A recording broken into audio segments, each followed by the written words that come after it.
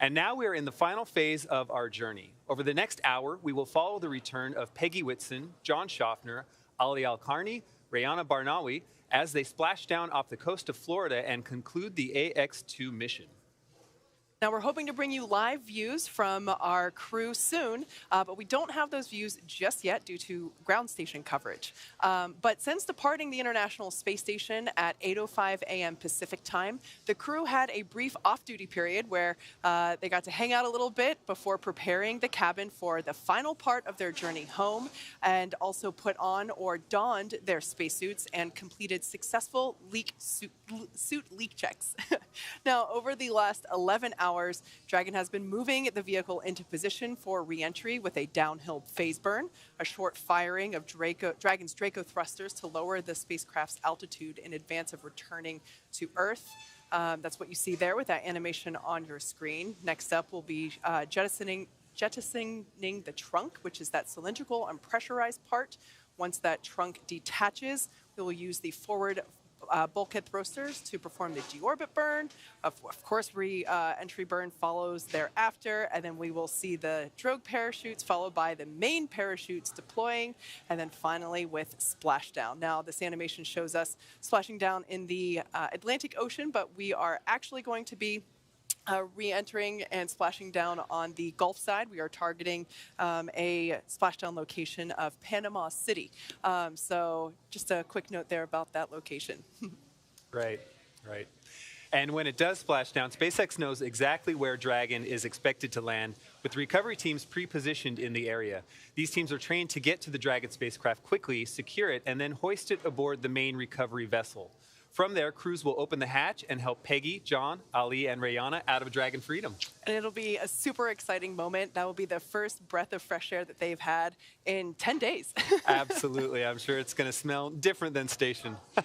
The AX-2 mission has been remarkable from start to finish in so many ways, really. This mission is the culmination of years of hard work between both government and private entities to expand opportunities for countries, institutions, industries, and individuals around the world to partake in meaningful science, research, manufacturing, and STEAM-related activities in space. And this crew has certainly stayed busy with many of these kinds of efforts while on station. Yeah, let's take a moment to properly introduce our crew. The AX-2 mission is commanded by retired NASA astronaut Peggy Whitson. Born and raised in Beaconsfield, Iowa, she was inspired along with the world when she watched the Apollo 11 crew walk on the moon. She has since become the most experienced American astronaut and one of the most decorated. Prior to this mission, Whitson flew 3 long-duration missions to the ISS, accruing more time in space than any U.S. astronaut and more than any woman in the world, a cool 665 days. A record she just extended on this mission to 674 days. Now, not only does she serve as the commander for this mission, but Peggy also serves as the director of human spaceflight for Axiom Space. The pilot for AX-2 is private astronaut John Schaffner. Born in Alaska and raised in Kentucky, Schaffner has become the first Alaskan to go to space. He is a STEAM education advocate, business pioneer, and long-life space enthusiast. A pilot since the age of 17, John has over 8,500 flight hours, holding commercial, instrument, single-engine, and multi-engine ratings in land and sea aircraft, as well as helicopter. As an athlete, John has years of competitive experience in water skiing, cycling, whitewater kayaking, hang gliding, skydiving, and base jumping. Throughout this mission, John has invested a lot of his time in STEAM education activities aimed at empowering educators and inspiring teachers. Representing the Saudi Space Commission and serving as a mission specialist, Ali Al-Karni was born in March 1992 in Sabat al-Alaya, Saudi Arabia. Ali is fluent in English as well as his native Arabic. As an Air Force captain, Ali has 12 years of experience flying on multiple aircraft, primarily on the F-15 SA in service to the Royal Saudi Air Force. Ali graduated with a Bachelor of Aerospace Science degree in 2013 from King Faisal Air Academy in Riyadh, Saudi Arabia. During this mission, Ali performed a myriad of events and research, including the biodata EEG measurement and stellar stem cells Kermit operations. Also representing the Saudi Space Commission, and now the first Saudi woman to go to space, Rihanna Barnawi was born in September 1988 in Jeddah, Saudi Arabia. Rihanna has a master's degree in biomedical sciences from Al Faisal University in Riyadh, Saudi Arabia, and a bachelor's degree in biomedical sciences from Otago University in Dunedin, New Zealand. She is fluent in English and Turkish as well as her native Arabic. She has been a research lab technician since 2013 in the Stem Cell and Tissue Re-engineering program at King Faisal Specialist Hospital and Research Center located in Riyadh, Saudi Arabia. And this week, she spent a large portion of her time working in the Life Sciences Glove Box conducting stem cell research in microgravity. And there you have it, the AX2 crew. This really is such a wonderful, amazing group, and we are eager to reconnect with them and hear their stories firsthand once they get back home to Houston. Now, like we mentioned before, we are hoping to bring you live views of the Dragon capsule momentarily. Now, I do want to note that a few minutes ago, the SpaceX teams did pull go for deorbit burn. So that's basically the next big step that we have. Now, at the moment, Dragon is doing a couple of things autonomously, meaning it's doing it all by itself. It's isolating the thermal control system fluid loops from the radiator. This system is what will help keep the internal temperature of Dragon temperate for the crew during re-entry. And then after that, we will see the claw separate. That claw connects the trunk to the capsule, and it delivers power, telemetry, and fluids. And that claw separation is the first step in that trunk separation. Of course, we have to separate that trunk, or jettison it really, in order to expose the heat shield, which is located at the bottom of the capsule. And so once that... Delayed call, deorbit sequence start.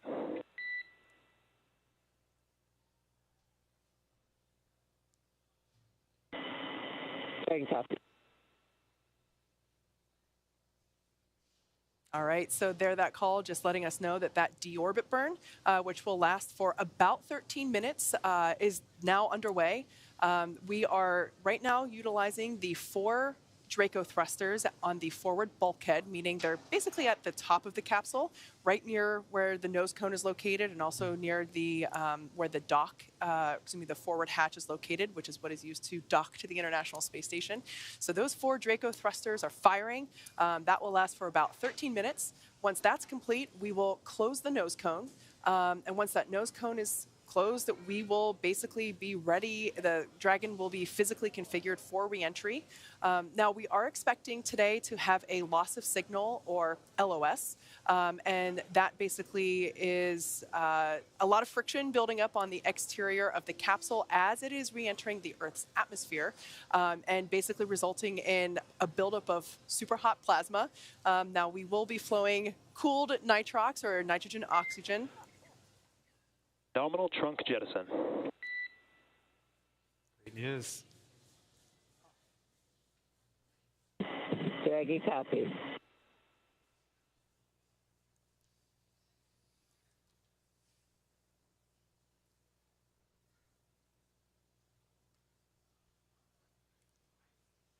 So there on your screen, SpaceX Mission Control, and in the left corner there, that is our crew operations and resources engineer. And I mentioned before that we had our deorbit burn underway. I got ahead of myself. We just heard the call out for that claw separation, meaning the trunk will be up next to deorbit. Will be up next to be jettisoned, and then we will step into that deorbit burn.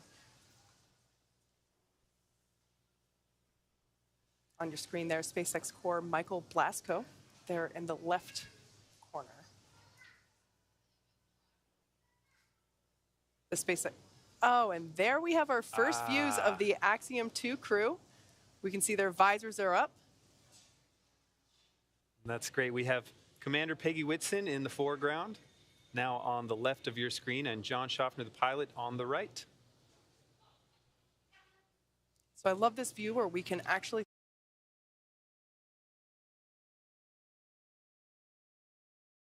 left-hand side in the top right corner of that left-hand corner, of that left-hand display. We can actually see a graphic that will illustrate which Draco thruster Actually see a graphic that will illustrate which Draco thrusters are firing when. They will illuminate with a flash of light. This is a great view of all 4 crew members. Everybody looks pretty chill. Yeah. Well, they've trained for this. They've put a lot of time in preparing for all of these moments, and I think it shows right now that they are prepared. We get a good view of our mission specialists on the left, Rayana Barnawi, and on the far right, Ali Al-Karni, with, again, pilot John Schaffner in the left center and Commander Peggy Whitson in the right center seat. So once again, if you've just joined us, the crew, as you can see, in Dragon Freedom, they are on their way home. They have just separated the trunk, so the heat shield is now exposed, the heat shield being an important element of our re-entry method. And then coming up, we will have the deorbit burn. This burn will last about 13 minutes. Then we will have atmospheric entry. And as I mentioned, we will have a brief loss of signal, or LOS. And then once we, at that point in time, we should be able to hopefully see Dragon. This is a night landing, so we are targeting a landing off the coast of Florida in the Gulf of Mexico near Panama City. So I love nighttime splashdowns because yes. Even folks that are on land from, not necessarily just near Panama City, but from areas farther away too, can see Dragon streaking across the sky like this gorgeous comet. You mentioned that plasma that does affect the communications and causes that LOS, and some of us have seen video of that from inside the capsule. That plasma is so bright burning on the outside. It's really fascinating. As I mentioned before, there's basically a buildup of friction that occurs around the exterior of the capsule while we are re-entering the Earth's atmosphere because we're going so fast. That atmosphere is actually helping us by helping to slow the capsule down significantly prior to the parachute deploy. But yeah, that results in some plasma buildup on the exterior of the capsule. And the crew stays nice and cool inside. We flow nitrox, which is nitrogen-oxygen mixture. Same stuff that's used in scuba tanks. We flow that into the cabin as well as directly into their suits to help keep everybody comfortable. The temperatures on the outside of Dragon can go above 3,500 degrees Fahrenheit. So the capsule works hard to keep the crew safe, and ultimately that friction is really helping us to slow the vehicle down. So the crew is now standing by for the deorbit burn. As I mentioned, this will last for about 13 minutes.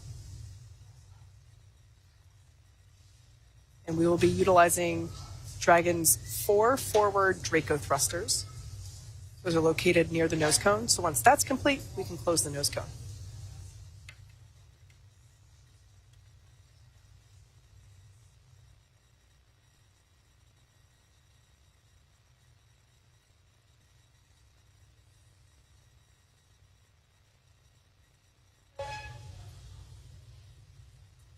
And the deorbit burn is now in progress. As I mentioned before, this burn is expected to last for about 13 minutes. Quick recap. We, just within the last 10 minutes, Dragon jettisoned its trunk and initiated that deorbit burn just a minute or two ago. On the view where we have, where we're looking between pilot John Schaffner and Commander Peggy Whitson's shoulders, we can actually see those Draco thrusters firing on their display screens. I love being able to see that. I'm sure it gives them another, layer of confidence. It's probably great, even though it's an autonomously operating vehicle. Oh, there we go. There's another shot of it. It's nice to have that visual reference. Mm-hmm. The crew appreciates it as well. And then the center screen showing where they are in their trajectory home as well. Now, this deorbit burn is the last time that those 4 forward Draco thrusters will be firing. Dragon has not yet entered the Earth's atmosphere. This deorbit burn is basically what lines the vehicle up and puts it on its final trajectory home to the landing site, which, as I mentioned before, is off the coast of Florida near Panama City. And as we can see, the crew using their screens to keep tabs on the burn duration, the Draco thruster firings, and then, as I mentioned before, trajectory details such as entry angle, capsule perigee, how much distance remaining until deorbit burn termination. As I mentioned before, Dragon is autonomous, meaning it's flying itself. So right now, all the crew has to do is stay strapped in their seats and keep tabs on things.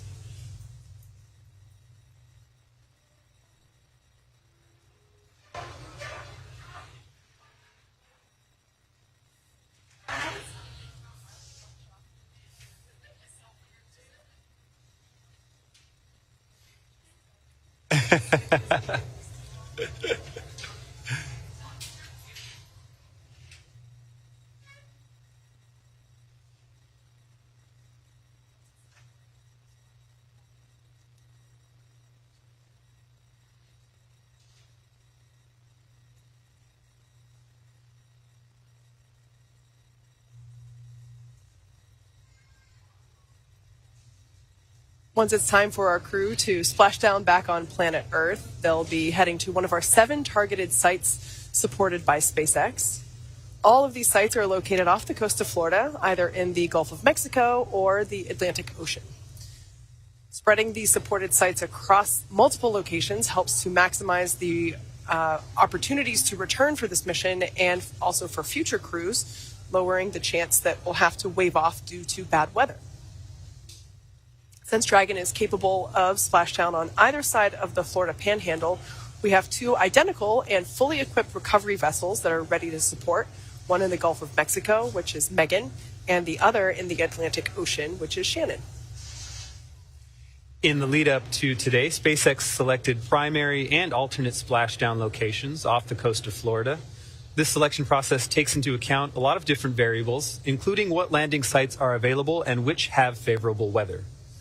Today, our primary landing site gets the crew home off the coast of Panama City, Florida, in the Gulf of Mexico. For return, we'll be looking at a number of weather items. Some of the obvious ones are no rain or chance of lightning in the recovery zone, both for the safety of the crew inside the capsule and the recovery teams on the water. But we're also looking for wind speeds less than 15 feet per second, or about 10 miles per hour, and relatively calm seas so we can safely execute recovery operations, which include landing a helicopter on the recovery ship to fly our crew back to shore. Yeah, so as you can see, there's a number of variables and criteria that come into play, and ultimately they all help ensure safety for both the crew on board as well as for the recovery teams. But in terms of the weather conditions that we have tonight, they look awesome. For these operations, SpaceX closely coordinates with the United States Coast Guard to establish a safety zone, and that's to ensure public safety for the safety of those involved in the recovery operations, as I mentioned, of course, the crew on board the returning spacecraft. Multiple notices are issued to the mariners in advance and during recovery operations, and Coast Guard patrol boats are deployed to discourage boaters from entering the splashdown zones. Right, and we really want to stress to the public the need to respect this safety zone. Recovering a spacecraft from the water is a very hazardous operation, and any other boats interfering in the area not only increase the risk to the astronauts in the capsule and the teams working to recover them from the water, but to themselves as well. So, for the safety of the crew as well as your safety, we recommend that you sit back and watch as we'll be bringing you the best possible views of our astronauts' homecoming. Yeah. The only thing I'll add on to that, though, is that if you do live in Florida or along the Gulf Coast, head outside. You should be able to see the Dragon capsule streaking through the night sky. Now, as you might imagine, our crew, Peggy Whitson, John Schaffner, Ali Al-Karni, and Rayana Barnawi, they've gone through extensive training for their mission, including this final phase of reentry. Each crew member has between 700 and 1,000 logged hours since mid-2021 of that time dedicated to learning the SpaceX protocols, the International Space Station systems, and to prepare for their respective research portfolios. Now, as we continue to wait word on the deorbit burn, let's share some of the range of these efforts with you now.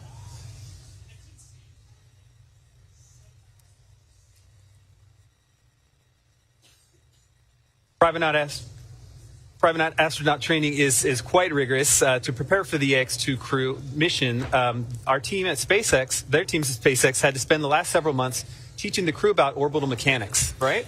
That's absolutely right. They also learned how to live in microgravity and running simulations of full missions from inside our Dragon training capsules. The training program includes nearly 100 different lessons covering all aspects of the flight. And list goes on. You guys did such a great job with our crew here. They actually had so many other people they got to visit too. The X2 crew spent time in simulators like this centrifuge, and it's experiencing higher G-forces. And so kind of complementary to this, the crew also participated in a zero-G parabolic flight that simulated the lack of G-forces. But aside from simulating gravitational forces they will experience, they also underwent altitude training in a hyperbaric chamber. So this can simulate high altitude and hypoxia so that they can identify not only their own symptoms, but the symptoms of their crewmates if they need to recognize those. They also spent time at Johnson Space Center in the mock-up facilities training for this mission. So to spend 8 days living on board the ISS, they spent time learning from the mission controllers, experts in safety and emergency ISS procedures, and as well as the essentials to living aboard the orbiting laboratory. Things like how to heat up your food, where to find the equipment you need. The goal is to be able to confidently complete every task on their timeline, but also be contributing members for the space station as a whole with the other astronauts as they carry out their duties. And so to that end, they also went to Cologne, Germany, and Scuba, Japan. They trained with ESA and JAXA to qualify on the European Space Agency's Columbus module, as you'll see here. The ESA instructors shared many of the systems and operations procedures, as well as some of the daily tasks and emergency protocols. Separately to qualify for the Japanese exploration module, the crew traveled to Scuba, Japan, to learn from instructors at the Japanese Aerospace Exploration Agency. As you can imagine, international collaboration is a constant throughout this mission. So it's one thing to learn the systems of the ISS, but it's just as important to understand how to live and work as a team in a shared space. And so this team spent 5 days training in the Human Exploration Research Analog, or HERA, at the Johnson Space Center. This is a confined experience that's designed to isolate the crew to build cohesiveness and teamwork. This experience included a chance to simulate work and research procedures, rehearse outreach efforts, and even respond to mock emergencies, all while living in close quarters and unable to leave the facility. Pretty exciting stuff. And of course, it all leads up to what they're experiencing now. They are going through what we refer to as the re-entry phase of the mission.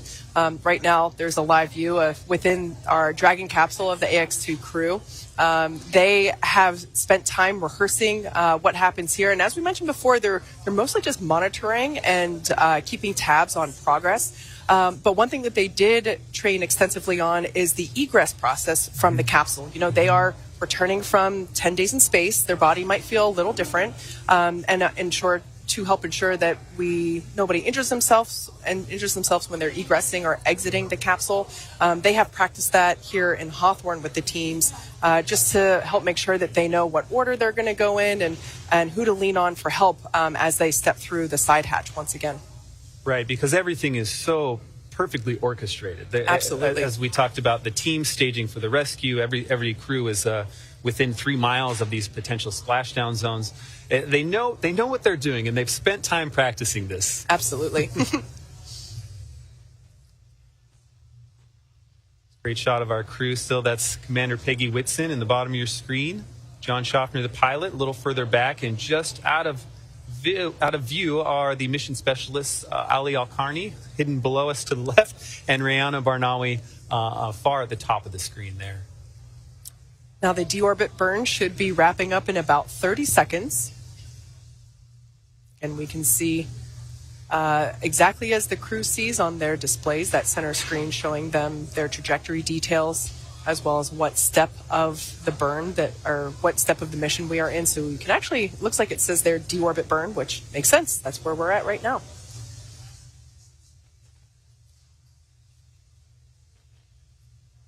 After deorbit burn completes, we will close the nose cone. That will be the final physical change of the Dragon capsule prior to reentry. Of course, the nose cone is, as the name suggests, it suggests it's the cone at the top of the capsule. And while it's been in space, it has been open to help expose those forward bulkhead Draco thrusters, as well as deorbit burn complete. Performance nominal. Nose cone closure initiated. Dragon coffee. Oh, that's great news. We love nominal. So as I was talking about, that nose cone is now going to be shut. In the background, Dragon will also be inhibiting those forward bulkhead Draco thrusters that we just used to complete the deorbit burn. That ensures that it's safe to latch the nose cone shut for reentry. Also, the vehicle has initiated the nitrox suit purge. This will help keep the crew cool and comfortable during reentry, which looks like is coming up in about 25 minutes. At this point, as we just heard, nose cone is closing and protecting that forward hatch for will be protecting the forward hatch throughout the reentry phase. And the crew using their screens to monitor the progress. And actually, that's a live view of the nose cone closing in. This is one of the cameras near that forward hatch, and that is the nose cone closing down on top of it. I love that shot. That's so great. So once again, this is where the forward hatch is located, which is what is utilized to dock with the International Space Station, as well as those forward bulkhead thrusters. There's 4 of them, and we utilize those for the deorbit burn, which for those of you that have just joined us, we have just completed that deorbit burn. That's basically what puts Dragon on the final trajectory home. So we're now committed. We're locked into the Panama City Splashdown location. Our recovery vessel Megan is standing by, waiting to scoop Dragon up and lift it onto its deck. But right now, the crew, which we will be experiencing a loss of signal with the crew, that will last for only a few minutes, and that's not until like 20 minutes away or so. But we do expect that to happen because as Dragon re-enters the Earth's atmosphere, there's a lot of friction building up on the outside of it, on the exterior, and that results in plasma buildup, which is super hot. The external temperatures can reach about 3,500 degrees Fahrenheit, so it's pretty hot. That's up there. But the crew stays super comfortable. We are flushing the cabin with that cool nitrox air, and we're also flowing it through their suits as well. So they're going to stay comfortable. I think the only downside to the reentry phase is because of that plasma buildup, you can't really look outside. Yeah, right. And maybe the coming back to gravity, it's probably a little bittersweet once you've been on orbit. Yeah. I can only imagine.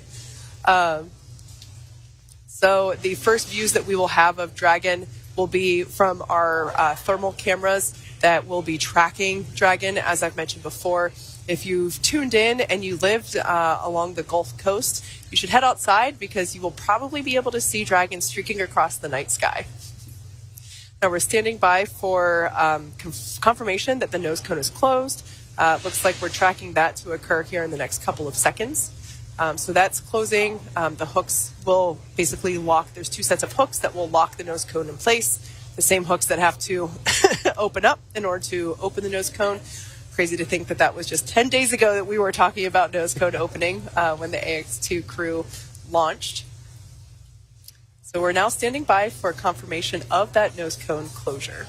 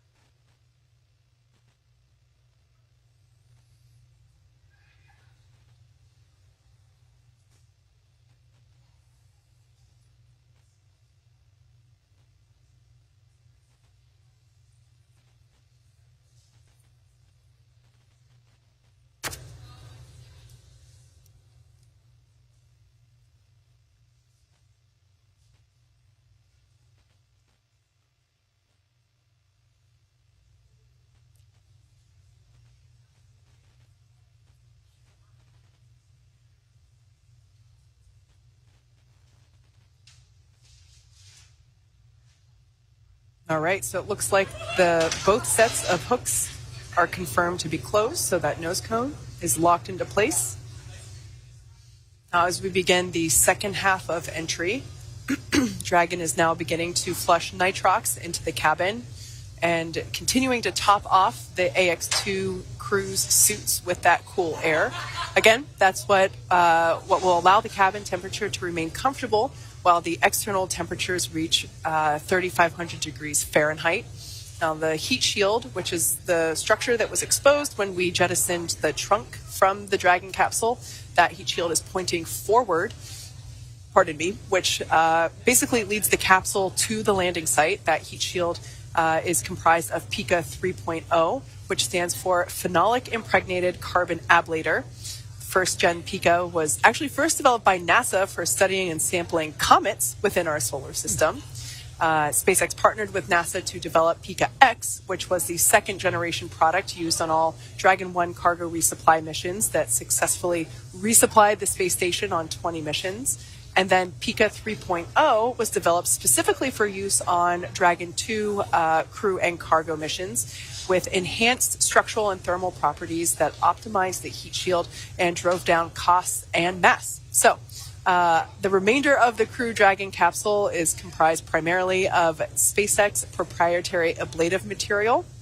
It's another class of thermal protection, which is lighter weight versus the PICA, and it also protects the underlying composite structure during reentry to ensure structural capabilities are maintained. So that's the white stuff on the side of the Dragon capsule. Now, while Crew Dragon will experience temperatures well over 3,000 degrees, I said before, it gets about 3,500 degrees Fahrenheit during peak reentry conditions.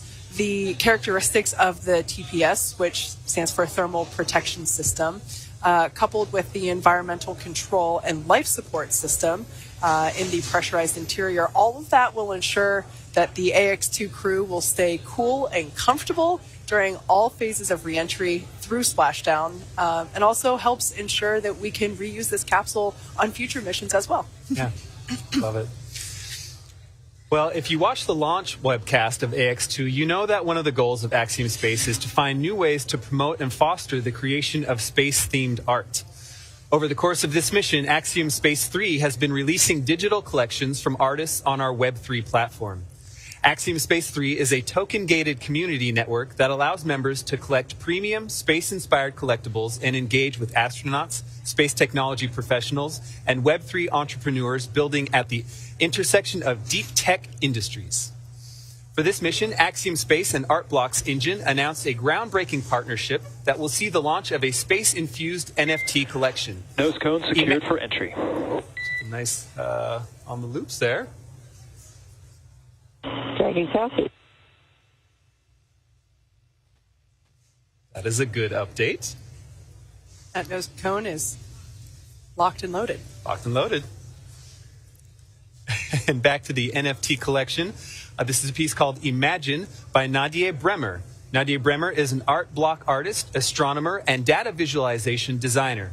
This new ArtBlocks Engine collection features a 222-piece algorithmically generated collection that showcases imaginary maps of the stars with unique constellations.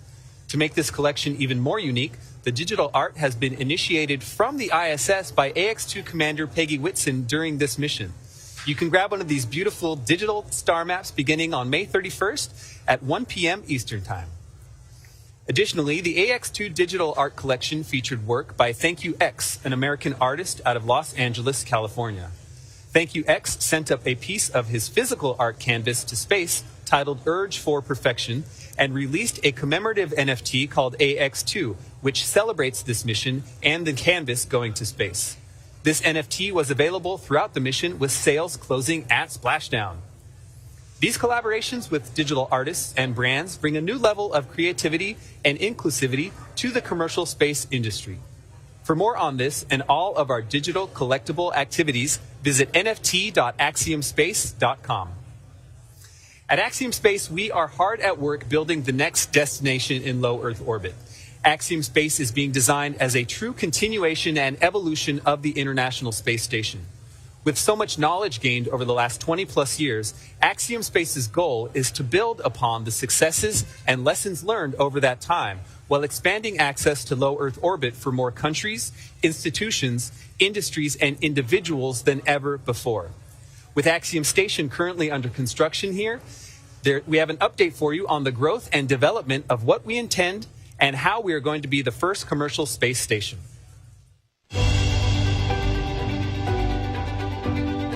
We are building the world's first commercial space station, one element at a time. We think that what we're doing is for everyone, everywhere. This is a global endeavor. Our partner, Thales Alenia in Italy, is in the finishing stages of building the first module, the first pressure vessel. We are here in the integration and manufacturing area of Thales Alenia Space. Here we have the two cones that will be part of the module. Is also the gate to the module to come in and to come out. The very big cylinder that will be the core of the module. Just to have an idea of the dimension of the real module, you can see me compared with the structure. On these ports, all additional modules will be docked. This is the most complex piece of the entire Axiom module. We're on pace to build a human-rated spaceship faster than anybody's ever built one. When we look at our roadmap, we look to see how we can double its capability every 5 years. It requires a lot of different talents and a lot of different engineering backgrounds, so we've really expanded the team. I'm working on the time-sensitive network aspect of the space station. So that's the network, have all the flight computers synchronized and actually do the thruster firing at the perfect time. So this is the command trailer.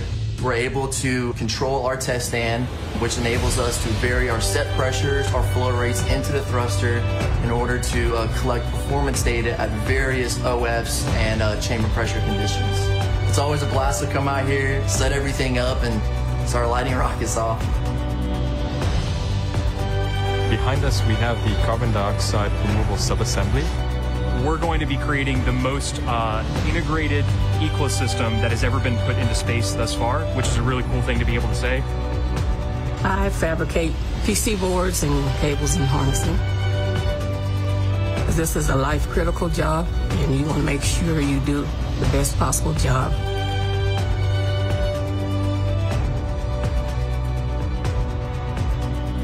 "15 to 20 years from now, we're going to be surrounded by objects that we can't imagine how we live without, that were manufactured in space." I think there's another promise too, and that's why I'm really excited about the AX2 crew. There is this effect that people have gone to space and had. This is called the overview effect. Many people have come back profoundly changed because of their experience. And I think the more people that we can have that see the world as the whole world, the better off we all are.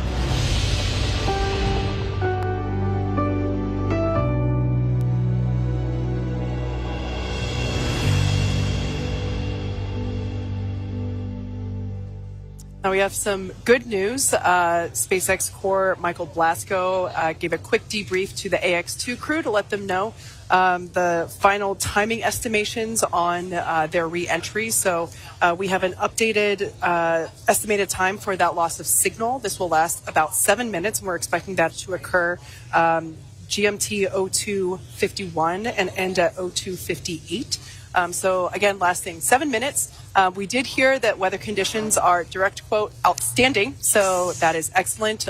Once again, it sounds like this will be super visible across the Gulf of Mexico. Once again, we are targeting a landing at around Panama City. So head outside and watch it. It's going to look awesome. Well, while we wait for more updates, here's a fun list the teams put together about the mission. 15 things to know. A few things that we want to know about this mission. The crew conducted over 20 microgravity research projects. Some of the research conducted on the mission included studying immune dysfunction in tumor organoid models that can help predict and prevent cancer, investigating how commercial spaceflight crew members adapt to microgravity, and exploring how weather modification works in low gravity conditions. The crew held STEAM events with students all over the world. More specifically, they conducted a series of live science demonstrations with students on Earth through amateur ham radio events, a student art competition from space, and engaging in student-led projects with universities like MIT. While docked to the ISS, they orbited the Earth 126 times and traveled a mere 3.33 million miles. AX-2 was the first commercial mission with both private and government-sponsored astronauts. Peggy Whitson is now the first female commander of a private space mission, adding to her accomplishment as the first female commander of the ISS and extending her record for the longest cumulative time in space by an American astronaut to 674 days across her 4 flights. Ali Al-Qarni and Rihanna Barnawi are the first Saudi astronauts to visit the ISS, and Rihanna Barnawi is the first Saudi female to go to space. John Schaffner became the first person from the state of Alaska and first Fairbanksian to fly to space. Axiom Space's Mission Control Center in Houston became the 12th ground segment partner for the International Space Station. For the first time, induced pluripotent stem cells were manufactured in space by astronauts.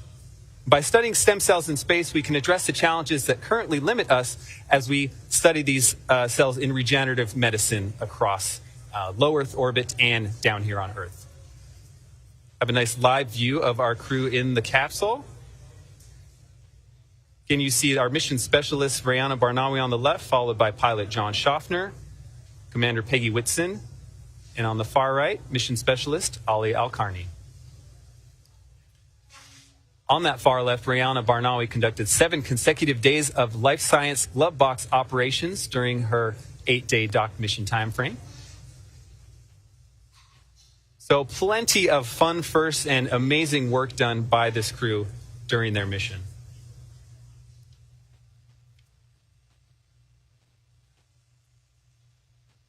Here's another fun one. Our zero-G indicator, named Gigi, continued the tradition of having the microgravity indicator inside the spacecraft to provide a visual reference for when the crew has reached weightlessness. As the 5th crew member of AX-2, Gigi's mission is to inspire children around the world to learn about space.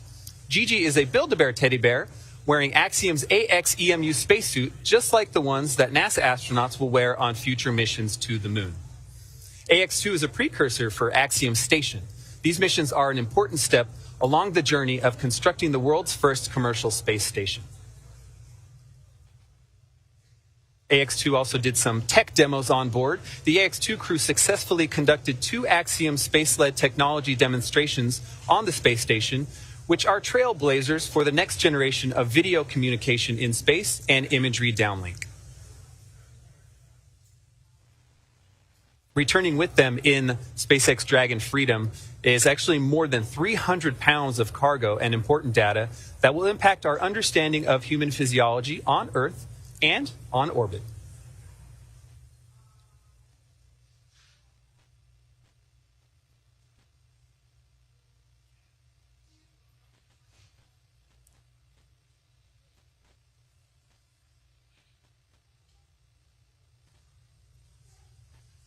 As of right now, we can see AX-2 crew are in their suits, in their seats.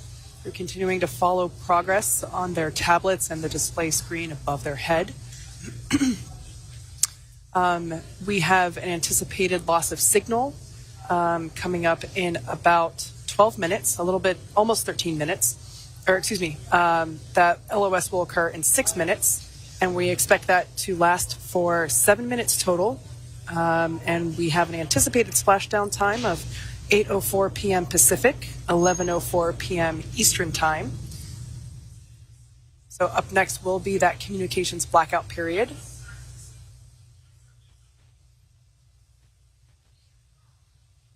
This happens every crew mission that we have as they re-enter the Earth's atmosphere. The exterior of the capsule works really hard to basically it's encountering a lot of friction as it is re-entering the Earth's atmosphere, and that actually helps the capsule slow down significantly before we deploy the parachutes. Now, the suits that you see them wearing now, they are fully customized and fitted for each crew member. We can see their visors are now down in the locked position. And SpaceX Dragon crew entry prep is complete. Copy that, Dragon. We see your visors are down, restraints are secure, and satchels are also secure. 5 minutes to expected LOS. We will see you on the other side at 0258 Zulu. 0258 Zulu. Good readback. Now, for those of you that have been following along, you know that the visors come down for the more dynamic parts of the flight, which of course would be, re-entry would be considered one of those.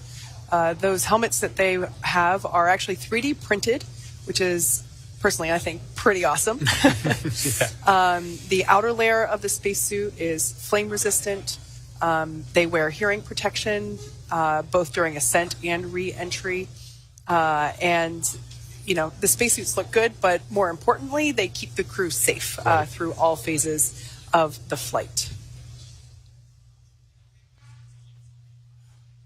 Now, as we mentioned before, we are targeting a splashdown off the Gulf Coast of Florida near Panama City. Expected splashdown time is 11:04 p.m. Eastern, 8:04 p.m. Pacific. So that's coming up here in just over 16 minutes. The next thing we have coming up in about 3 minutes is the anticipated loss of signal, or LOS, as we hear it referred to on comms.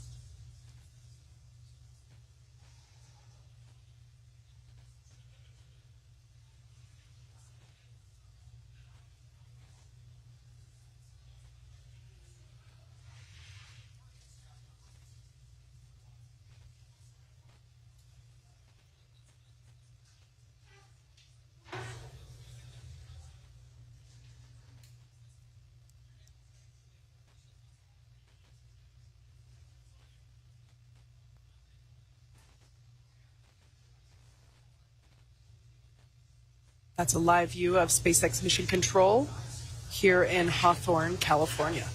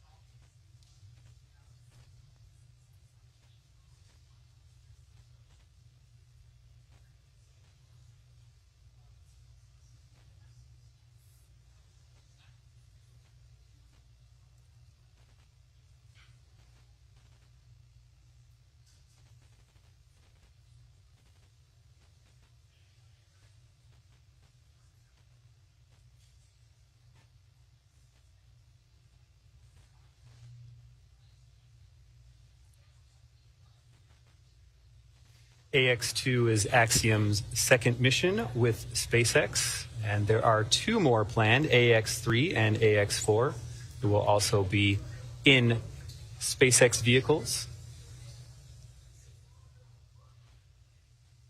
Back at Axiom headquarters, Michael Lopez Alegria, our chief astronaut, is our commander for AX3, and he is already in training.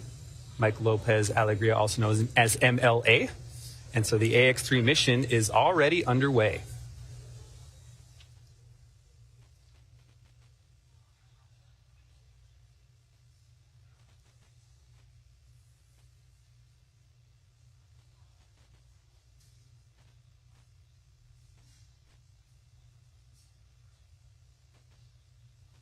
So we're now coming up to the anticipated loss of signal, or LOS.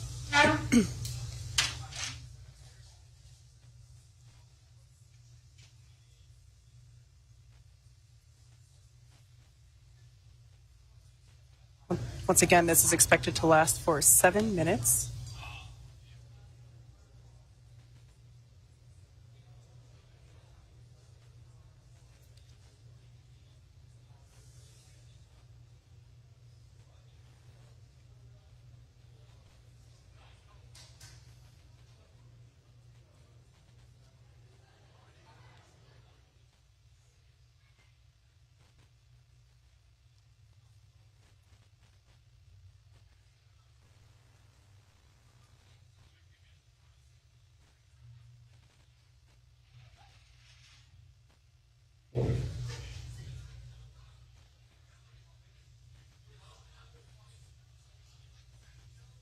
All right, so at this point, we are entering the communications blackout period, or LOS, loss of signal. This will last for 7 minutes due to plasma formation around the exterior of the spacecraft. During this time, no vehicle telemetry is received by mission control or the recovery team, and no external commanding of the vehicle or voice communication is possible. As a reminder, Dragon is designed to fly itself and continues to autonomously use Draco thrusters to orient itself during the re-entry phase. During re-entry, the vehicle will be slowing down from orbital velocity, which is about 17,500 miles per hour, and it will basically continue to decrease a lot of that deceleration occurring during this atmospheric re-entry. And then the top temperature for Dragon, as I said earlier, exterior temperatures reach about 3,500 degrees Fahrenheit. So the crew remains comfortable as we are flowing nitrox, cool nitrox air, both into their suits as well as into Dragon's interior cabin.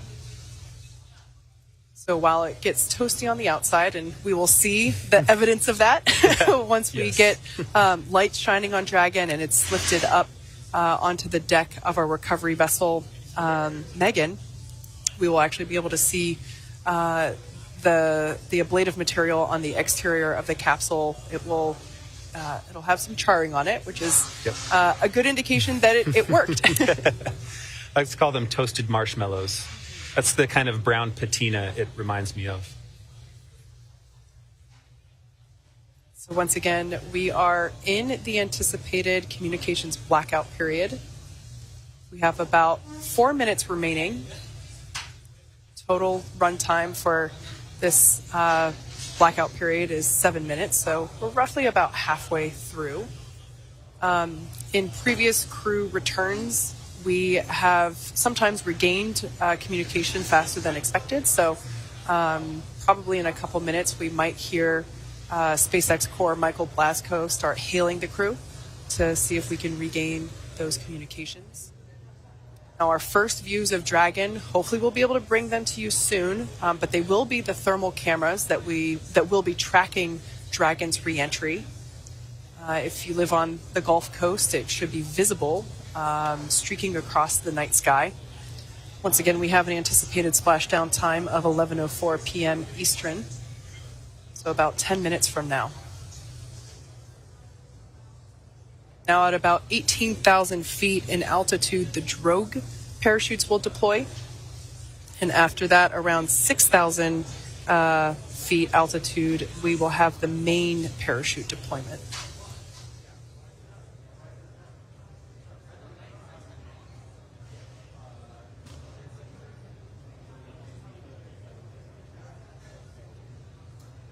And there's our first live view of Dragon Freedom with the Axiom 2 crew. This is coming from one of our thermal tracking cams. I believe this might actually be the WB plane, the WB-57 plane from NASA. This is a thermal imaging tracking cam.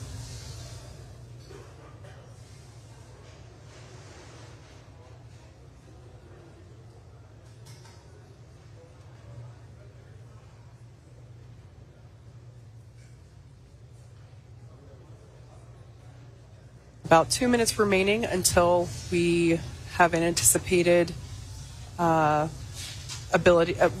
when we anticipate being able to restore communications with the crew. Once again, the buildup of plasma on the outside of the capsule prevents any communications going to or coming from the Dragon capsule.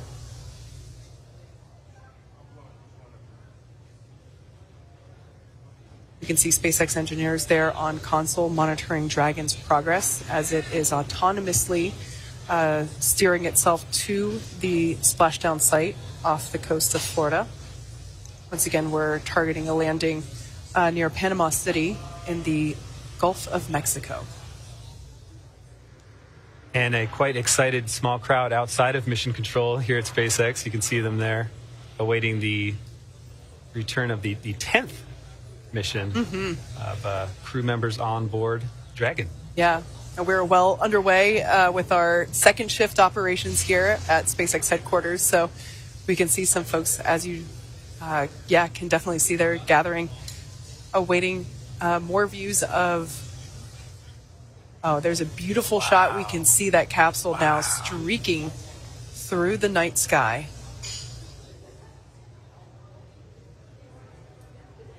I believe this camera view might be coming from the recovery vessel or from one of the aerial assets that we have in the area. We're now coming up to the end of the expected loss of signal.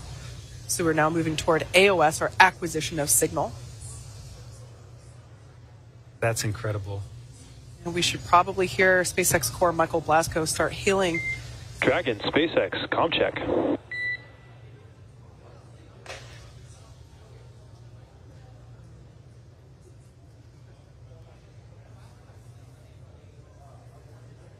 We have you loud and clear.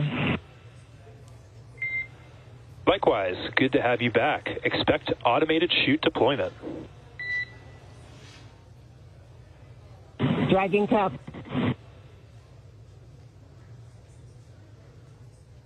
All right, great news there. Those communications have been restored with the Axiom crew. The next event we have coming up. GPS has converged. Expect nominal altitude for drogue chute deploy. Copy. Nominal altitude for drogue chute deploy with GPS. Now we expect those drogues to deploy when the Dragon capsule is around 18,000 feet in altitude. And we're roughly a minute and a half away from deployment.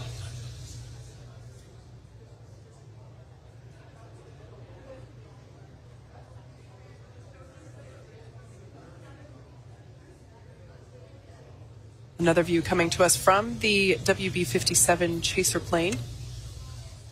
These are thermal images.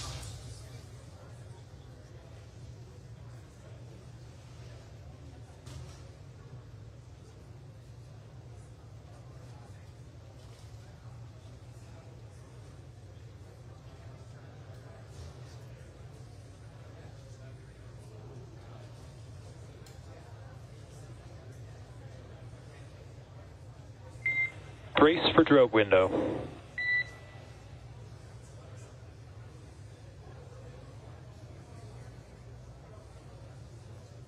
Now standing by for deployment of the drogue parachutes. These will be the first of two sets of parachutes that will deploy to help further slow down the Dragon capsule.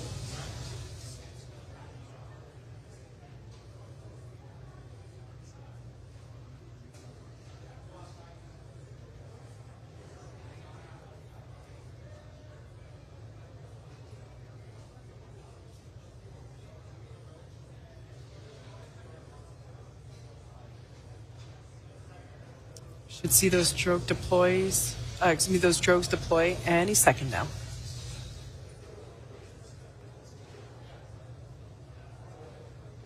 Looks like they're going now.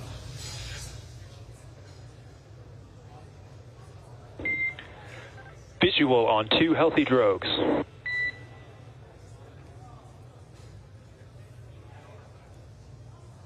Dragon copy. 2 healthy drogues. All right. Great news there. Those 2 drogue parachutes have deployed. That helps to stabilize the Dragon capsule and provide that initial deceleration via parachute. Up next, we will have the main parachutes deploy. Vehicle velocity at main chute deployment is about 119 miles per hour, and they deploy between 6,500 and 6,000 feet. And there we can see those drogues pulling away, exposing the main parachutes. There are 4 main parachutes on the Dragon capsule, and it looks like those are now expanding, that reefing. Main chute descent rate nominal.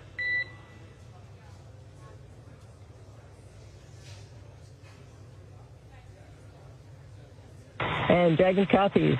Nominal chute. Now this is a really cool view from the Dragon capsule. That's actually from the basin where the main parachutes... 1 kilometer. 1,000 meters, copy. It's a view from where those main parachutes were just located. From this point on, we will hear Commander Peggy Whitson call out the altitude of the Dragon capsule.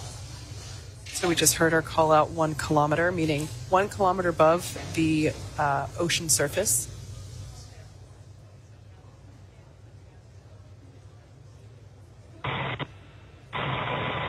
$800. Copy, 800.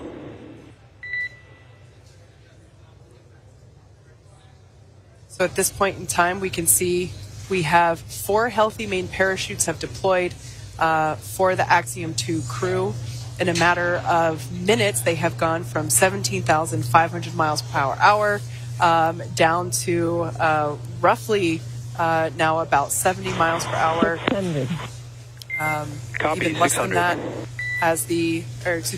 when the main parachutes were deployed, they were going about 119 miles per hour. And by the time that they actually land in the water, it's about 10 miles per hour, thereabouts.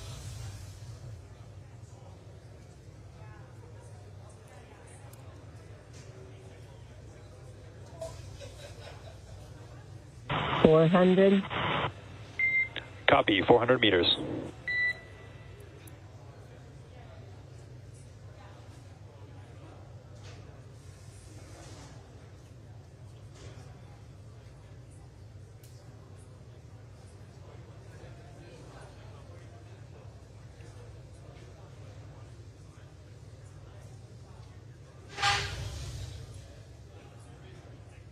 $200. Crew is braced. Copy, 200 and brace for splashdown.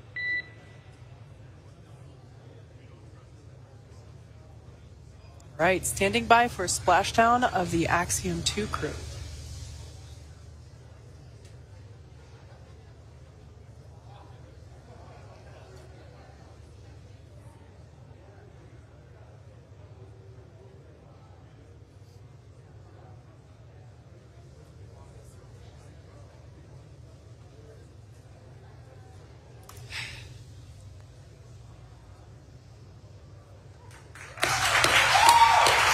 AX2 is back on Earth.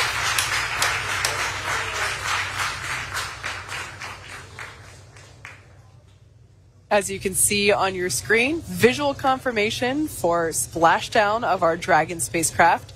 Dragon Freedom has returned home with the AX2 crew. SpaceX sees splashdown and mains cut. At this time, you are go for procedure 4.800. And we're in that 4.800 splashdown. SpaceX sees this. We're in water uprighting.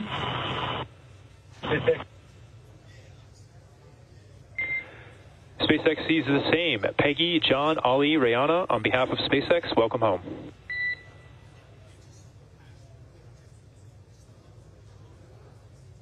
Well, in SpaceX, we would like to tell you that was a phenomenal ride. We really enjoyed all of it. You are the best. As you can see on your screen, the SpaceX recovery team and vessels have been waiting for Dragon splashdown, which they made on time just 1 minute ago at 8:04 p.m. Pacific. They will now make their way to the splashdown location. The teams have been ready and waiting about 3 nautical miles away. So, and SpaceX Dragon, we feel like we're probably in stable 1. Copy, stable 1. All right, that communication there, just Commander Peggy Whitson basically estimating what position Dragon is in, depending on how it lands. Generally speaking, it lands upright, excuse me, which is we refer to as stable 1. But the teams it'll take them about 30 minutes to make their way to our crew inside Dragon.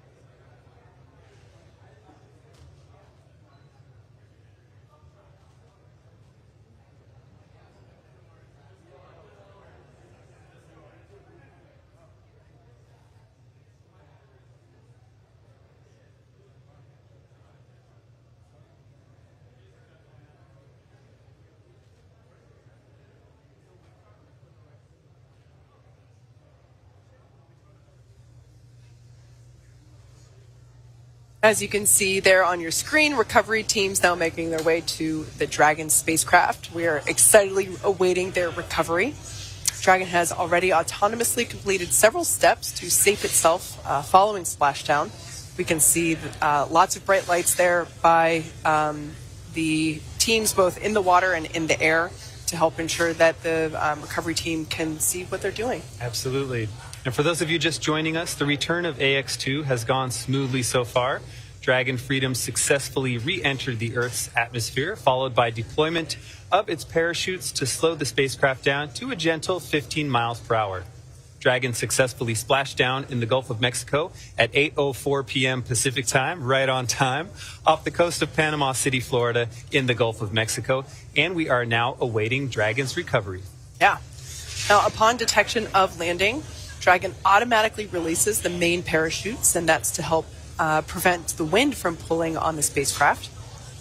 The Dragon then automatically safes any pyrotechnics still present on the vehicle and may... Dragon, SpaceX is go for recovery personnel to approach. Expect personnel alongside in approximately 1 minute.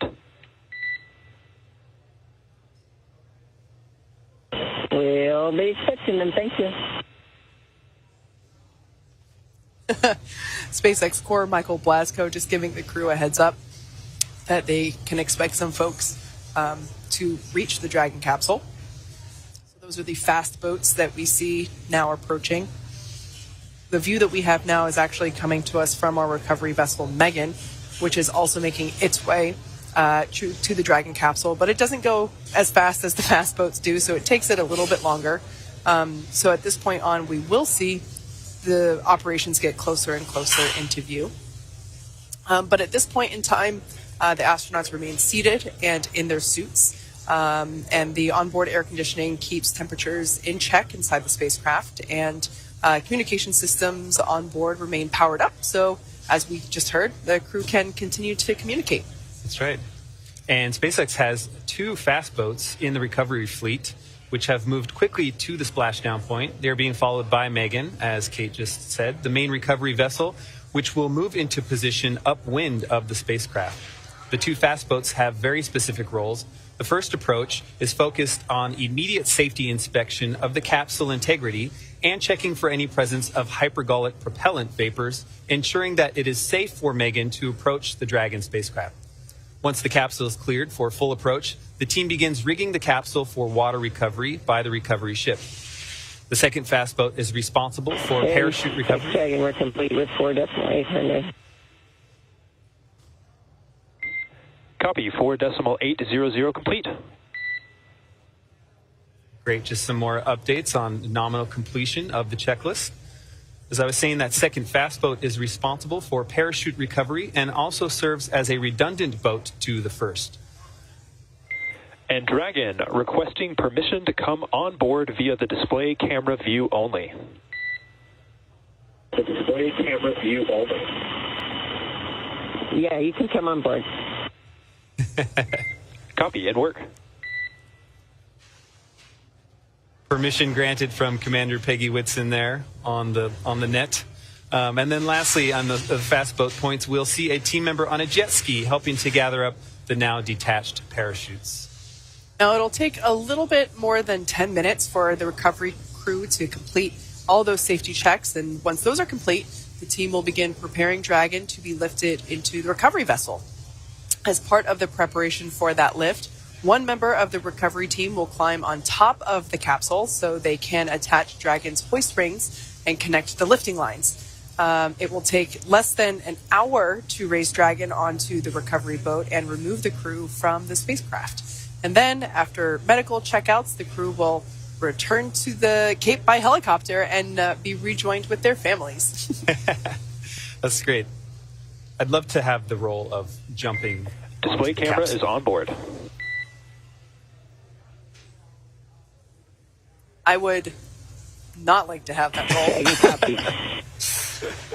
I've said it on previous Splashdown webcasts. The individual responsible for jumping into the ocean at night sounds like a nightmare to me. So I have a lot of respect for the individuals that are trained and willing to do that job. It is an important job that is actually a very a highly technical role, as they have to go through a lot of training. Excuse me, and they are also need to be able. Have to know where they are allowed to step, and really how to attach the fittings, as I mentioned before, those hoist points for where Dragon will then be hooked into and lifted onto the recovery vessel. We can see the Dragon capsule getting closer and closer into view as our recovery vessel, Megan, makes its way to the splashdown site. Dragon, hypergol sweeps and unfired ordnance checks are nominal. Rigging is in progress. Approximately 25, that's 25 minutes until capsule lift. Stand by for PMC with SpaceX flight surgeon.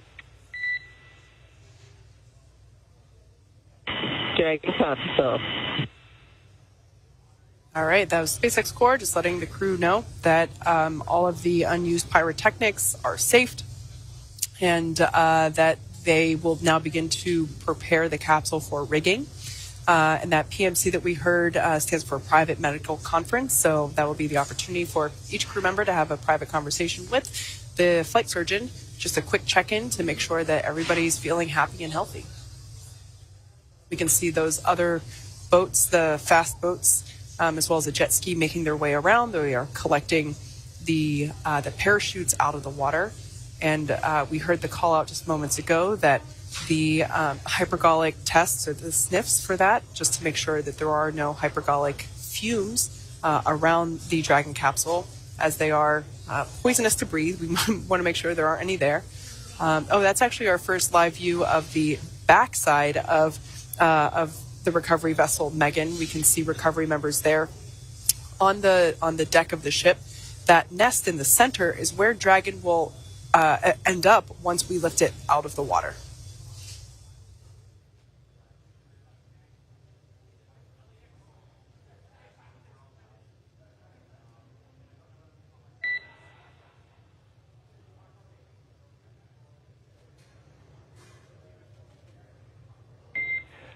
Dragon to ground is now public.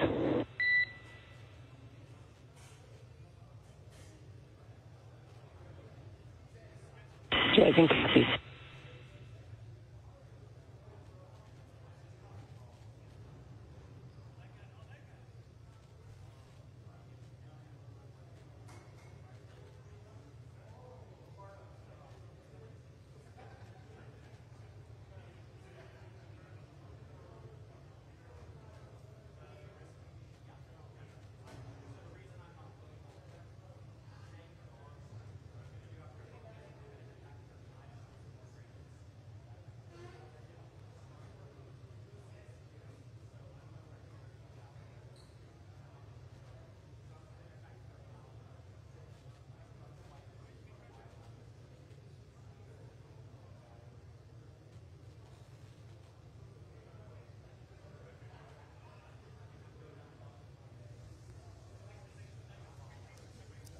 Got a better view now of the recovery team there on the right-hand side, making their way, making progress with getting the Dragon capsule rigged and prepared for lifting out of the ocean and into the platform there on the left-hand side of your screen.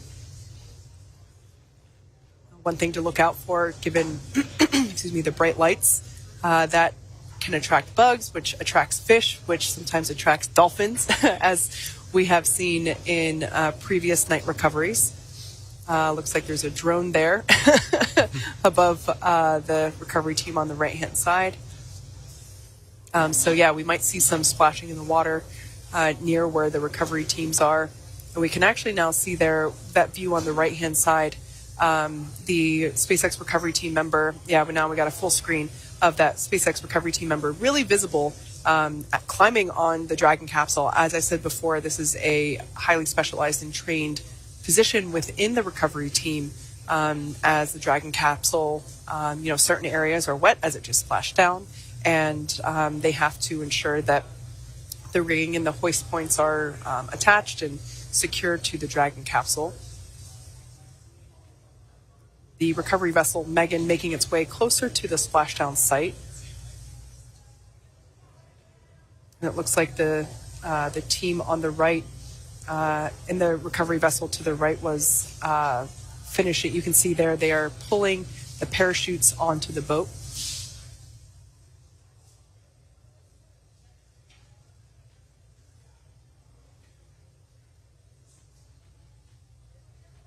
As I mentioned before, the physical evidence of that re-entry phase now evident, visible, well, not right now, but it will be momentarily, that charring on the charring on the exterior of the capsule, on that ablative material, or rather it's a thermal protection system.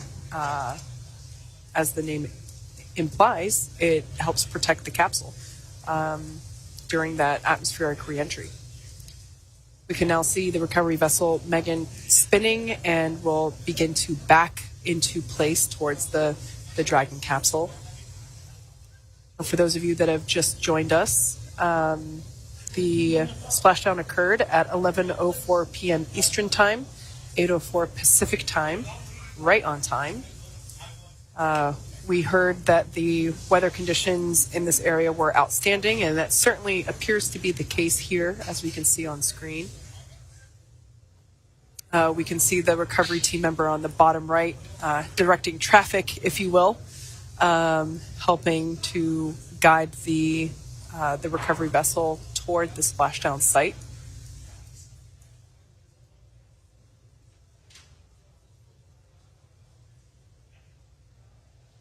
Now, the structure that we see up and above the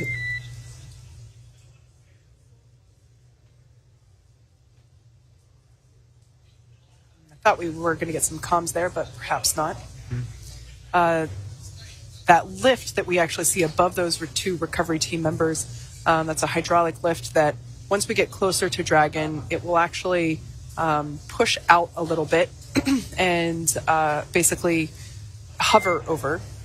Dragon, be advised, we are transitioning the forward link. Comm will be unavailable for approximately 5 minutes.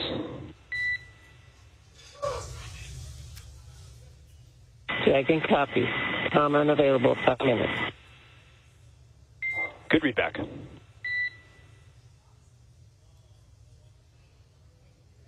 As I was saying, that hydraulic lift will tip out over the back end of, or the aft end of the boat, and over the Dragon capsule.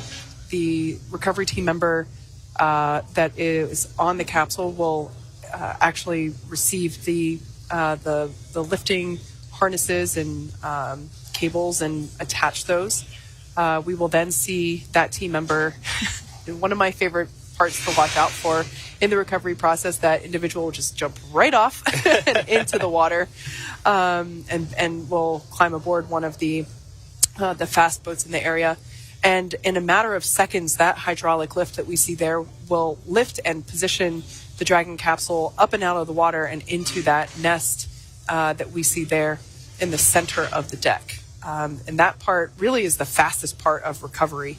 And then once the Dragon capsule is in that nest then gets pulled forward, basically kind of under where the camera position is now, and toward the ship's deck. And that's where the SpaceX team and the flight surgeon will be standing by, ready to open that side hatch after some more safety checks. And that will be a very exciting moment for the Axiom 2 crew.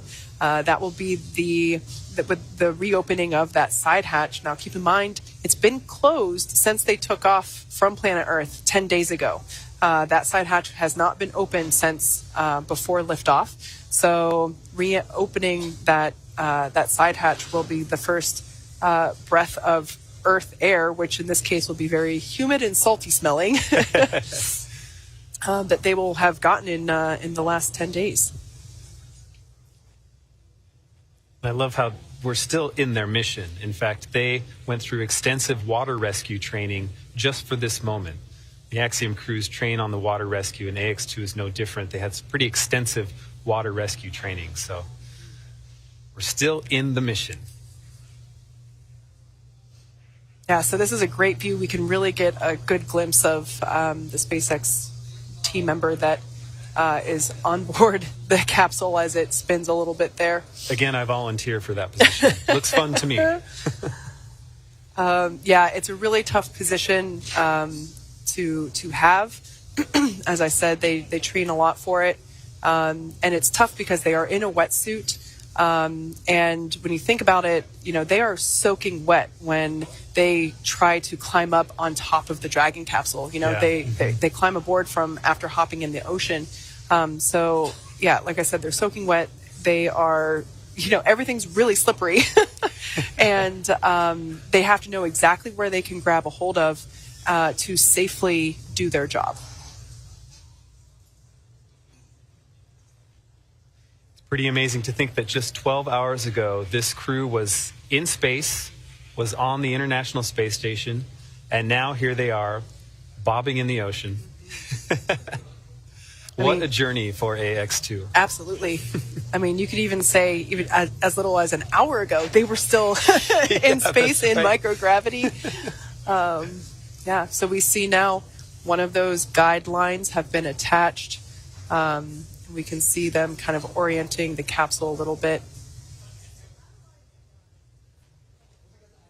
This operation is highly choreographed, although it might look like a little bit of a traffic jam here and there, but it is highly rehearsed, and each team member has a specific, exactly what that job is. The recovery team practices both daytime and nighttime recoveries. Dragon, forward link transition complete. Dragon copy.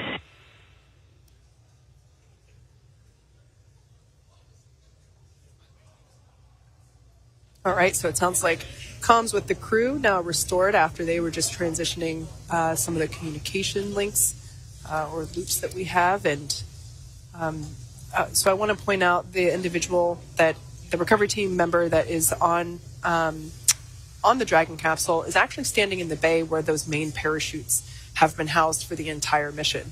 So that kind of gives you a sense of how large that storage compartment is and how big those parachutes are. Even though they're packed very densely and tightly, all four of them do fit in. And with those parachutes deployed, we've lost some weight and cargo in that sense, but we're still coming back with 300 pounds of science to process here on Earth, including our crew members and our fifth crew member, Gigi. Yeah, one of the things that I've loved about this mission was it wasn't just a focus on STEM, it was a focus on STEAM, which for those that might not be familiar is science, technology, engineering, mathematics, but with the addition of arts, so STEAM instead of just STEM. And as a musician Dragon, myself, I certainly approximately 3 minutes until capsule lift. Dragon copy. 3 minutes to lift. Okay, the recovery teams are now preparing to lower the vessel's hydraulic lift mechanism into the water to bring the spacecraft into the on-deck translation system known as the nest, as Kate mentioned. Dragon will remain in the nest during the crew extraction and for the journey back into port. The capsule is currently just about to be lifted up, we think. We'll see it here in a second. It will be centered and then oriented on that nest. Dragon will then be translated into the hangar underneath the helipad aboard the ship so that we can open the hatch. And of course, once open, a SpaceX medical doctor will be the first one in to check on the crew to see if they're ready to egress out of the vehicle. That's right. We can see that recovery team member still working to secure the harnessing to the capsule. Climbing like a highly skilled...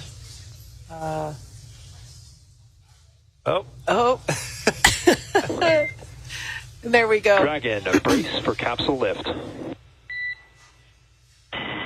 Brace for capsule lift. As I mentioned before, this will happen very quickly. This is one of the most efficient and quickest parts of the recovery process. So don't blink. You can see the fast boat now clearing the way for the lift. That lift now underway.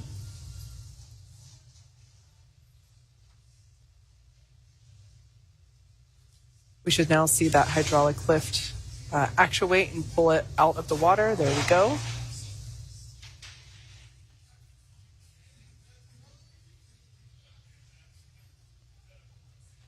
It's a pretty cool view there of the heat shield on the underside. That's the side of the capsule that was basically facing Earth during re-entry. Those harnesses will now pull the bottom of the capsule, that heat shield, and align it for placement there in the nest. See some water sloshing around the bay where the main parachutes were held.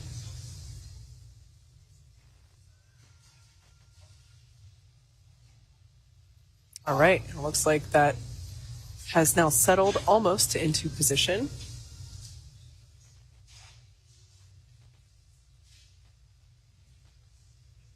I suppose the last dynamic movement of our cruise journey. Almost. Once the capsule is placed in the nest will then move forward. It's almost like it grows tiny legs that are invisible and just scampers out of the camera view. But that will be the true last movement of the capsule prior to that side hatch opening. We can see now the recovery team members who you'll note have donned or put on some respiratory equipment. So right now they are plugging. Dragon, welcome aboard the recovery vessel. Recovery personnel are completing final checks and stand by for translation to the egress platform. Dragon copies. So the reason that they're wearing respirators at the moment is that once the Dragon capsule has translated, as we just heard, to the platform on the inner side of the vessel, they will perform some additional hypergolic safety checks to ensure that there are no vapors or fumes remaining. But right now, we're actually just plugging up the thrusters to help ensure that none of those vapors will come out. And that's actually the deck where the Dragon capsule will slide into. That final translation movement you exactly. were talking about. Dragon slide.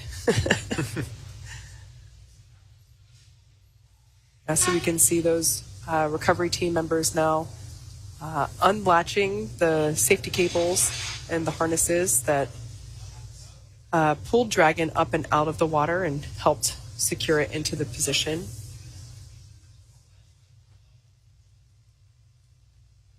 Now it's hard to see, but we can still see the windows of the Dragon capsule. They're a little dirty at this point, but those are the two circular shapes on either side of the side hatch. And then we can see up above the side hatch is where those drogue parachutes were located. Also where some of that additional safety harnessing that rigging is located. So once all of the service section Draco thrusters have been plugged, they are, and you can also kind of see some of it happening now. They're performing some of those hypergolic sniff checks.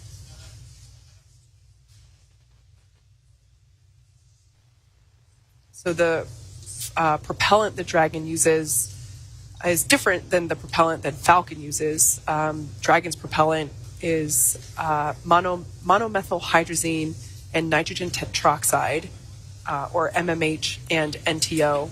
And when they come into contact with each other, they instantaneously combust. So it's a great propellant for when you're on orbit, because you don't need an ignition source, which is good, because generally you don't want ignition sources in space. So these two propellants are great for on-orbit operations, but they are toxic to breathe. So that's why we were taking these extra steps, because Dragon had a lot of those two propellants on board.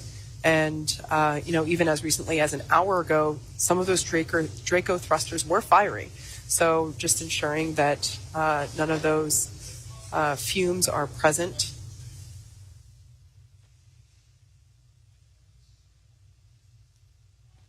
I think we saw a thumbs up from someone doing those hypergolic checks as they were walking away.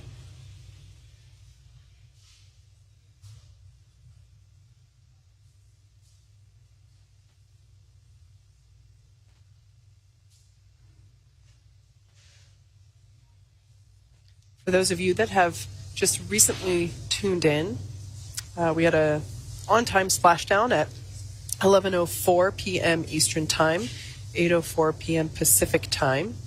The Dragon capsule has been lifted out of the water. They landed near Panama City, Florida, in the Gulf Coast. So it's been lifted out. The astronauts, I'm getting ahead of myself, the Dragon capsule in just moments from now will be moved or translated just out of camera view. We have another camera view, and we'll be able to see it there, but it will be slid into position near the deck where the crew will be able to egress from the side hatch. And then once that side hatch is open, that will be the Axiom 2 crew's first breath of fresh air since they boarded Falcon 9 at the start of their mission back on May 21st, which was just 10 days ago. So we're now standing by for translation of the Dragon capsule, which will put it into position to open the side hatch after undergoing additional hypergolic checks and spacecraft cabin pressurization.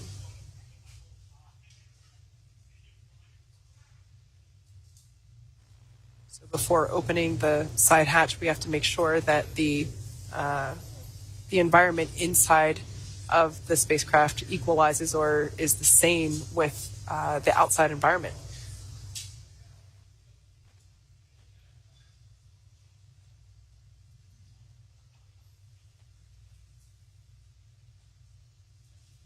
So we can just barely make out the recovery team making their final preparations before sliding the Dragon capsule into position.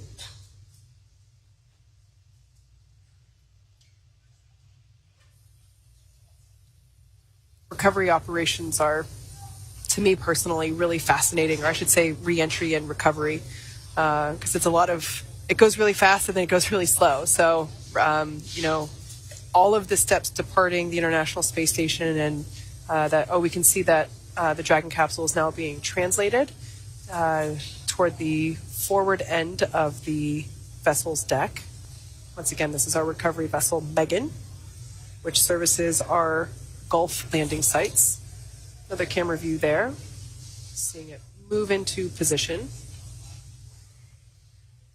As I mentioned, all the recovery team members wearing those personal respirators to help ensure that if there are any remaining hypergolic fumes, that they don't come into contact with them, as they are right next to the capsule. beginning to spray down the capsule to try and flush out some of that salt water.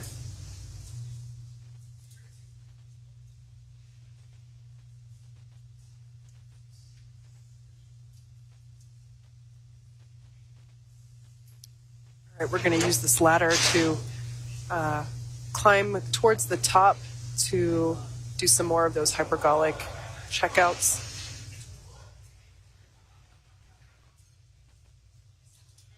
As I mentioned before, that side hatch is where the Axiom 2 crew will egress from.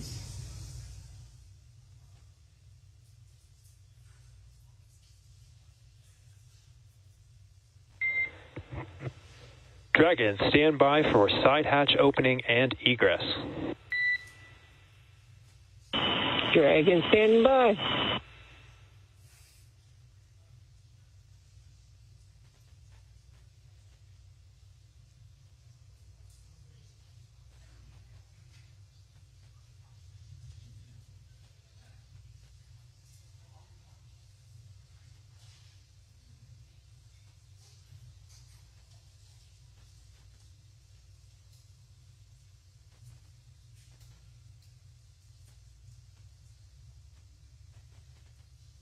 All right, we can see the recovery team now taking off their personal protective equipment, or PPE.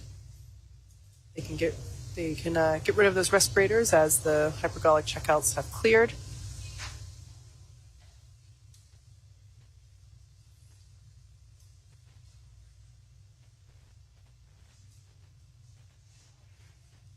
You can really see the the different colors now of the side of Dragon. You know, just a little bit ago it was all white. Now that evidence of re-entry.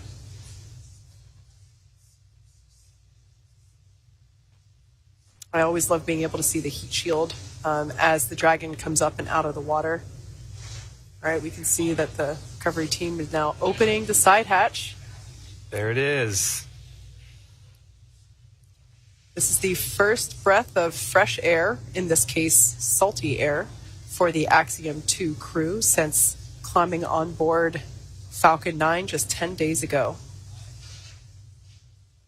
So the first person in is the medical officer doing checks with the crew members to ensure that everyone is doing all right. I see some thumbs up and waving. See some waving from Mariana Barnawi there on the left. The first photos being taken there. I think they're getting the seal of the hatch, but glad to see our crew's already waving for their photo op. So just out of view, there's that plastic. I shouldn't say it's plastic, but I'm not quite sure what it's made out of, but that fixture will actually help protect the side hatch as the crew egresses. So as I mentioned before, we reuse our Dragon capsules. This is actually the second time that this capsule has been to space. And that fixture helps protect elements of the side hatch from damage as the crew steps out. You know, they are coming back from a little bit of time in space, and we want to assure that everybody stays safe. So we will be partially assisting them out of the capsule, but also just helps to ensure the integrity of the hardware.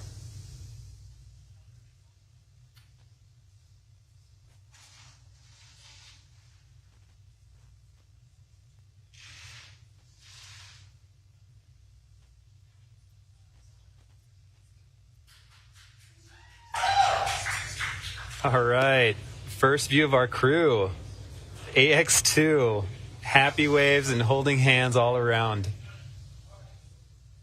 That's wonderful to see. Nearing 10 days on orbit, and the crew is nearly ready to egress through that side hatch.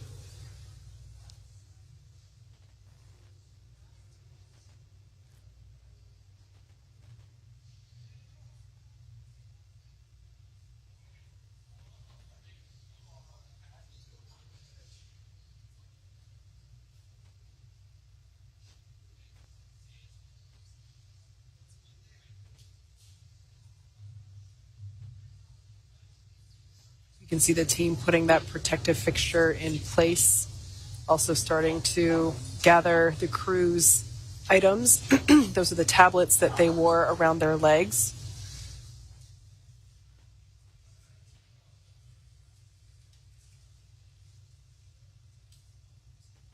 And we can see the folks on the edge, the left-hand side of your screen, following along with our procedures, documenting what is coming out of the capsule to make sure everything is accounted for.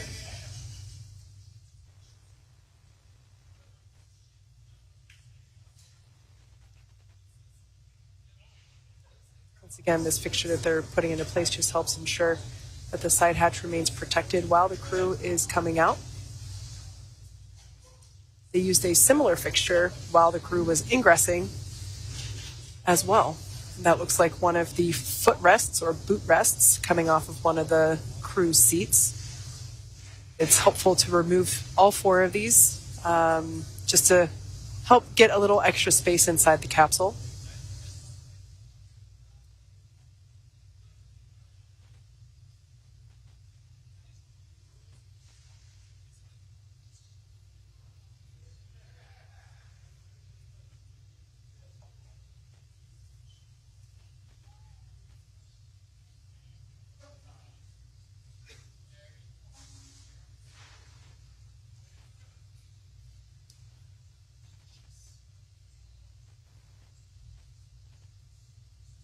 Right, we can see SpaceX recovery members there putting in place the slide that the Axiom 2 crew will utilize to make their way out of the capsule, or egress is exit. Since they've spent the last few days, not couple, last 10 days in space, the effects of microgravity, even for that period of time, can be felt. So to ensure their safety, we will help them slide out of the capsule. But I have a feeling that we'll also see big smiles and some happy waves at the same time. Definitely. Although I can imagine this moment is somewhat bittersweet because they are back home, but that also means that they're not in space anymore. This is a feeling that Commander Peggy Whitson has experienced so many times. Yeah. I just love that she was able to extend her record. She's now at 674 days in space, which is just incredible. But yeah, this must be a bittersweet moment, knowing you're home, you get to see your family soon, but the ride to space is now over. I think I heard Peggy in an interview after her NASA retirement say, she was asked, what are you going to do now? And she said, I'd like to go back to space. And she certainly did.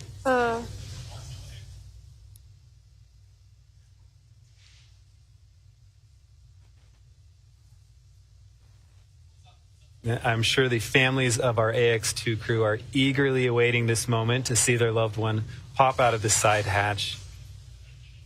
And even more so to have them land in their arms and pass those hugs around, do all those handshakes and high fives. Mm-hmm.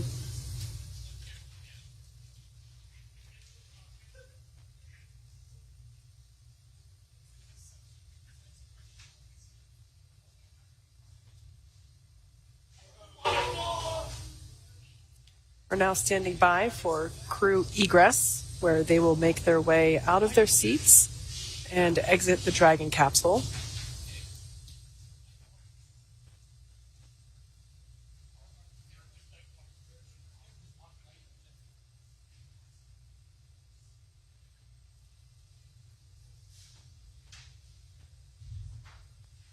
As I mentioned before, the side hatch, which we can see now open.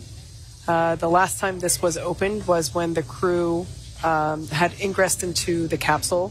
So it was closed and locked prior to liftoff and has remained there.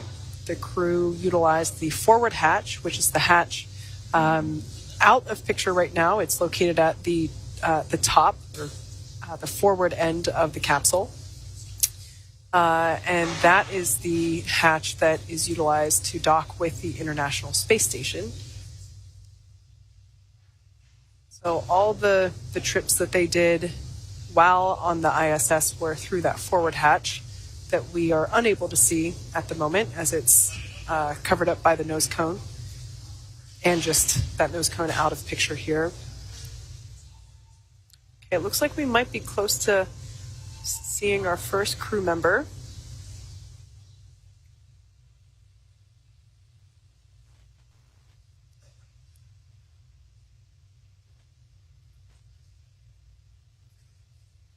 Yes. Starting to see our first crew member egress from SpaceX Dragon vehicle. Who is that? Is that? I think that might be Peggy. That does look like Peggy. Commander Peggy Whitson seems to have egressed the vehicle.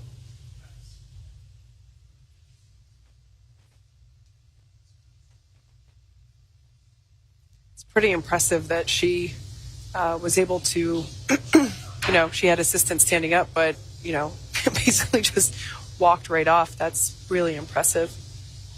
I'd say her vestibular system is pretty well trained at this point. Really set the bar high for everyone else coming after her. I wouldn't want to do that. All right, we got legs of our second crew member. If they're removing from the center, I'm going to wager that it's our pilot, John Schaffner, but we will see. Generally speaking, it is easier to have the two crew members in seats 2 and 3, so generally the commander and the pilot egress first. Right.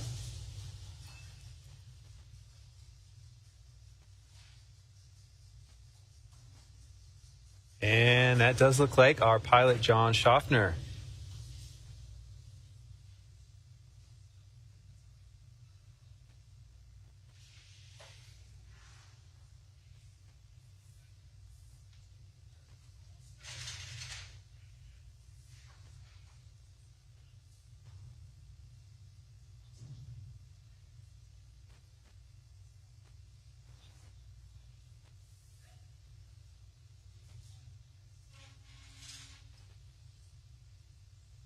So at this point in time, 2 of the 4 Axiom 2 crew members have egressed from the capsule. Standing by for egress of our 2 mission specialists. Now removing the footrests of those 2 other seats. Once again, this helps to make some additional room to move around and climb out. Or rather, slide out, I should say.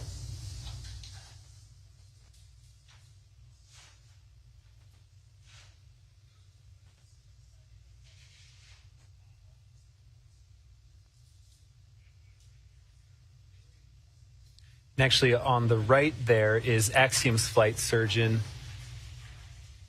our lead AX2 flight surgeon, Michelle Hong, assisting our mission specialist.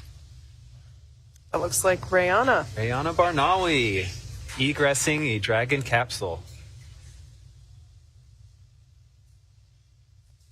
Little help up.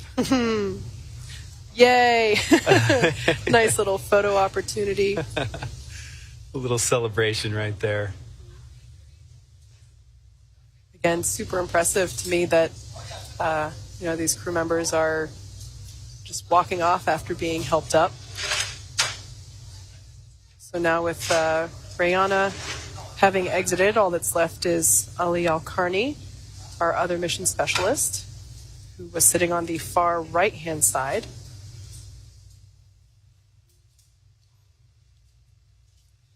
And our flight surgeon, Michelle Hong, will actually be accompanying our crew all the way back to Houston, keeping an eye on them the whole time.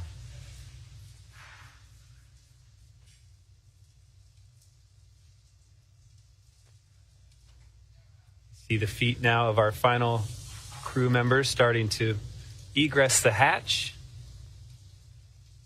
through the hatch. Ali Al-Karni making his egress from Dragon Freedom. Pausing for a little photo there. That's great.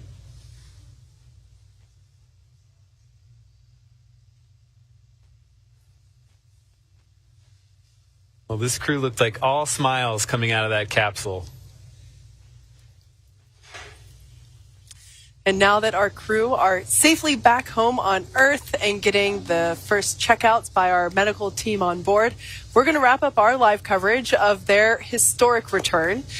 For those of you that didn't have a chance to follow along, the AX2 crew lifted off from Launch Pad 39A on Sunday, May 21st, and arrived at the International Space Station about 15 and a half hours later, which marked Dragon's fastest launch to docking time for a human spaceflight mission. They spent a total of 10 days in space, 8 days on the ISS before undocking just over 12 hours ago. And more recently, at 8:04 p.m. Pacific time, they splashed down off the coast of Florida at Panama City, just in time to celebrate 3 years of human space flights for SpaceX, marking 3 years since the launch of DM2. That's so great. And what an incredible journey this has been. Next up, they'll catch a helicopter flight back to shore, where they will transfer to a waiting aircraft ready to take them to Houston. While this concludes the flight portion of the AX2 mission, much of the research portfolios that were performed on station will continue to be reviewed and analyzed. Some of their studies will even continue over the coming days and months.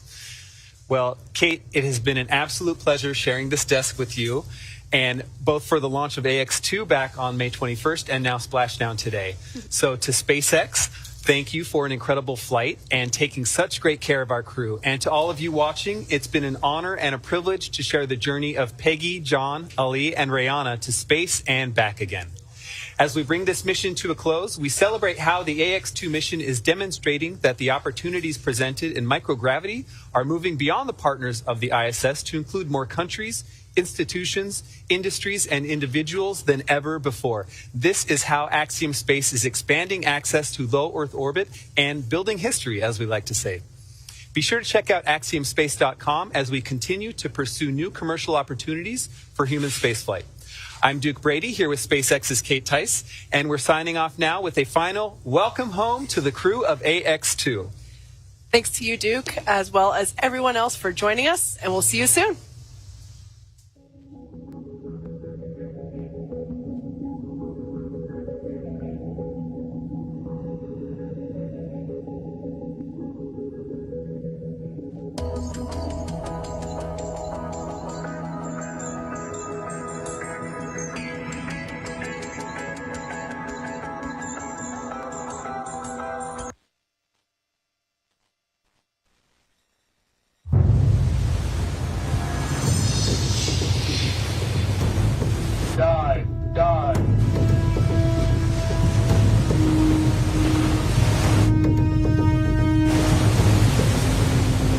You can't see her.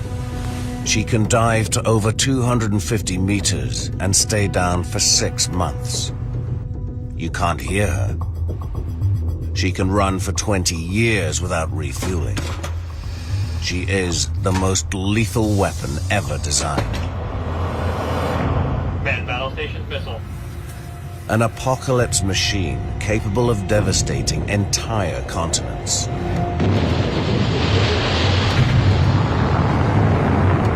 The USS Pennsylvania is an Ohio-class submarine, the biggest